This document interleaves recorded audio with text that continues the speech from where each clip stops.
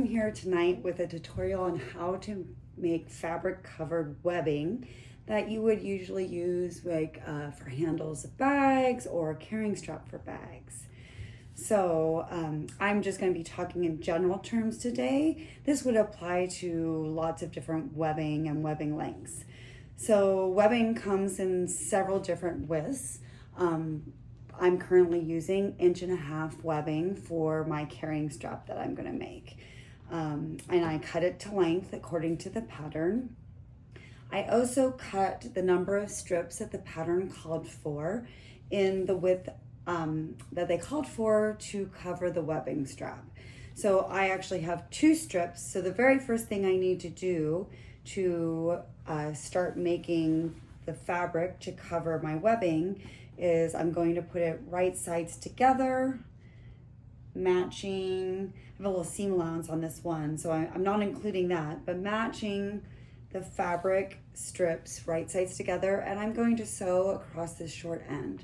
I'm going to use whatever seam allowance the pattern calls for. It would typically be 1/4 inch or 1/2 inch right here to secure. And I conveniently have one already done. So you can see I have a long strip. It's all sewn together. After I sewed it together, I went ahead and pressed this seam open. The next step that you're going to want to do is I turn the fabric right side up and I start folding it in half lengthwise. So this is how we're going to start making the fabric tube that we're going to feed the webbing into. You're going to want to sew along this open edge right there, and you want to follow the pattern.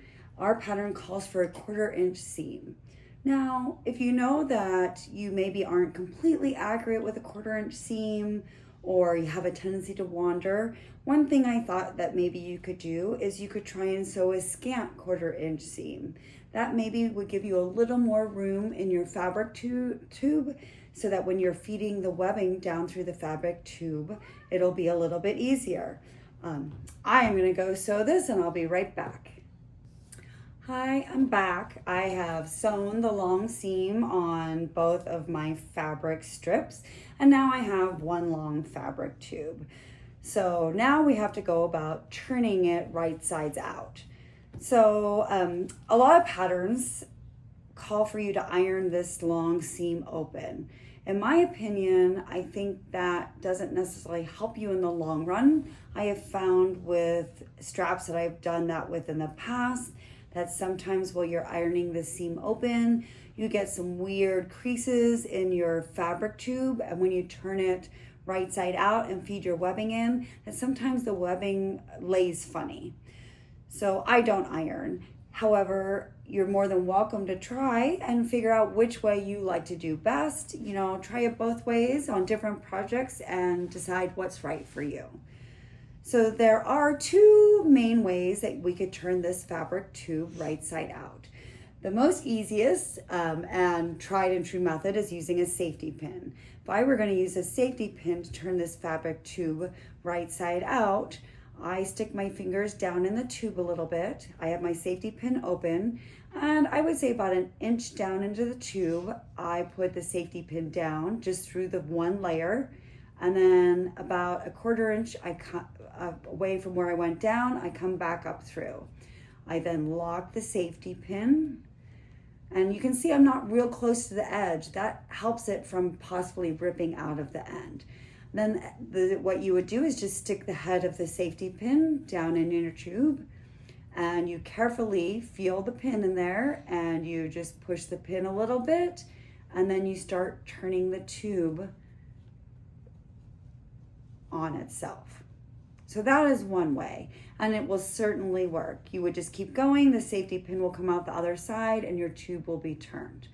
I, however, use a tube turner, and there are lots of different types of tube turners. The one that I've had for a number of years is this plastic pipe with a dowel rod. So what I do to use the tube turner is I slip the plastic pipe down into my fabric tube. I fold the fabric over the opening of the tube, and using my dowel rod, I carefully start poking the fabric down into the tube. Now, I kind of use my body to help support. You're going to just literally feed the fabric onto the plastic pipe, and then you can carefully pull the ends here. I do like to try and feed almost all of the fabric onto the plastic pipe before I push the dowel through the plastic pipe. I find sometimes if I push the dowel through too early that it actually slips out the end of the fabric tube and I have to start over. So here I am. I'm just going to finish turning this real quick. As I build up more, I sometimes have to move it down some, but this strap is not very long, which makes it pretty quick to turn.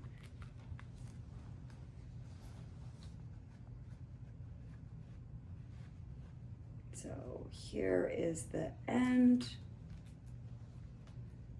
of the pipe, and now I'm going to carefully use the table to try and push the dowel rod through. And here you can start seeing my dowel rods coming through with the fabric. I just grab a hold of it as it comes, and I literally just pull, and the tube just comes off your fabric. And then I take a second and get the dowel rod out.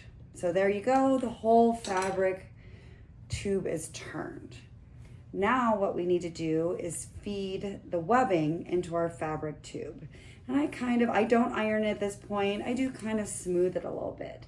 So the same thing's gonna happen with this webbing as when we went to turn this. I use a safety pin. There are a couple other devices that you could feed through to try and grab the webbing and pull it through. I find that the safety pin works pretty well for me.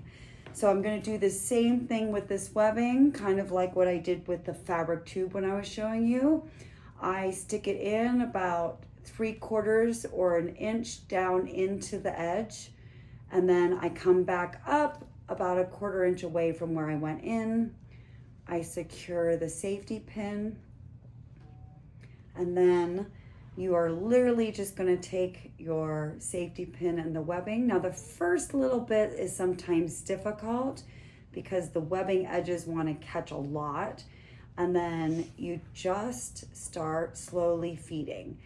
Now you can see I used really close to a 1/4 inch, if not a little bit of a scant, and my webbing is feeding really easy now that I have it in a little bit.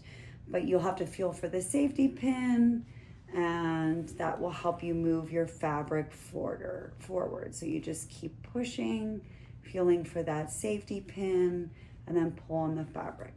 So this is going to take you a little bit of time, but I already have one prepared. So I have got the webbing all strung into this strap, and what you're going to do is once the webbing's fully in the fabric tube, I cut the fabric off so it's about a 1/2 inch longer than the webbing on both ends. I then fold the fabric down in, making sure I go over the top of the webbing, and I fold it all the way around. So for sure it's covered with one layer of my fabric, the end of the webbing. And I just keep fiddling with this fabric on the end until I'm happy and I have a pretty straight seam. And then I use something like pins or clips to hold it. Once you have both ends secured, you're going to take it back to your sewing machine and top stitch close to the edge on all 4 sides. I'm going to go do that real quick, and I'll be back to show you how to add the hardware to your strap. All right, I am back from the sewing machine, and I have stitched around all 4 edges. It was about 1/8 of an inch from the edge, and you can see it looks very nice and professionally finished now. So most patterns will tell you that you need to make some marks on your handles or straps depending on, there might be placement lines or future stitch lines or fold lines. So the pattern that I'm working on right now calls for me to make a mark 5.5 inches down off both of the ends. So I am gonna go ahead. I have a 6-inch wide ruler. I'm going to line up along here, at the 5.5, and I am just using a mechanical chalk pencil with white chalk in it because I have dark fabric. And I'm gonna just make a line at that 5.5 inches. There it is on one. I'm gonna line up the other one and make my line. Now for the next step, I think it would be really helpful if you could see what my hands were doing from an overhead, like you were looking at your own hands. So we're gonna quickly switch to an overhead view. All right, here we are. You can see the marks that are 5.5 inches down from either end. I have gotten my strap adjuster out because that's the first part that we need to add to our strap. So I lay it down on my surface with the right side up. And then you want to take one end of your strap and I lay it right side up as well to the right of the strap adjuster.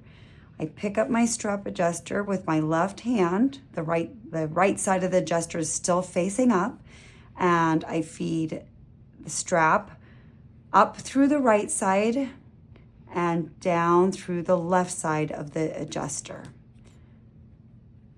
Then I'm gonna flip it over. Now we can see my mark. And for this pattern, I'm gonna bring the edge of my strap to that mark. I'm gonna put some clips in this, and the strap for this says to make a 1-inch box and then also to put an X through it to reinforce it. I'm gonna go to the machine real quick and stitch that, and then I will be right back. All right, here we are back from the sewing machine, and you can see my square with the X that reinforces it. So now we need to load our first swivel hook. So I just go ahead and pull my strap out. We'll get to this end. You notice that I have the seam side facing up.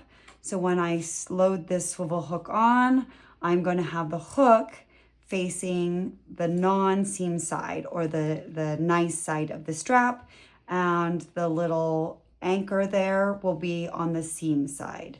We're going to ignore our chalk mark and slide the swivel hook closer to our strap adjuster.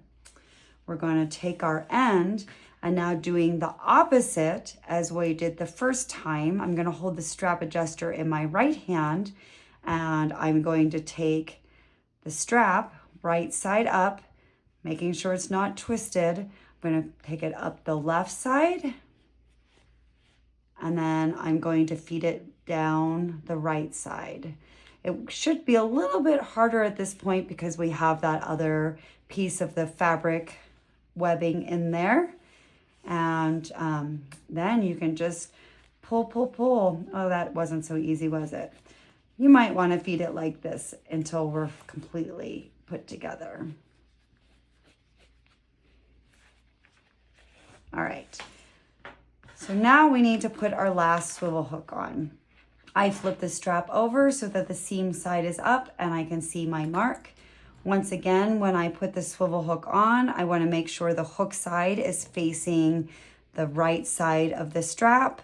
I'm going to fold my end down until it's matched with that mark I made. I'm going to go ahead and clip this in place, and I'm going to do the same thing to secure this end as I did with the strap adjuster. I'm going to make a box, and then I'm going to put an X in it to reinforce it. I'm going to go to the machine and do that, and then I will be right back to show you the finished strap. All right, now I'm back from the sewing machine, and your strap is completed. You will notice that one swivel hook is completely secure. It doesn't move off this end, and your strap adjuster is as well, but one swivel hook is loose so that when you do use your strap adjuster to make your strap longer or shorter, that the swivel hook can adjust and keep your strap flat to carry your bag. Congratulations, your strap is complete. I'll see you next time.